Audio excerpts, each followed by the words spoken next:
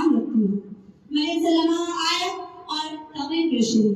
السلام علیکم ورحمۃ اللہ وبرکاتہ. الحمد للہ وحدہ والصلاة والسلام على من لا نبی بعدہ. اما بعد فاعوذ باللہ من الشیطان الرجیم.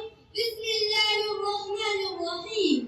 انما المؤمنون اخوة. صدق اللہ العلیم. معزز اساتذہ کرام، مولانا شیخ خواتین اسلام اور مہمانان اعزام، انسانوں کو مل جل کر رہنے سے معاشرہ وجود میں آتا ہے، اور جب بہت سارے انسان مل جل کر رہتے ہیں تو ان کے درمیان مختلف تعلقات قائم ہو جاتے ہیں.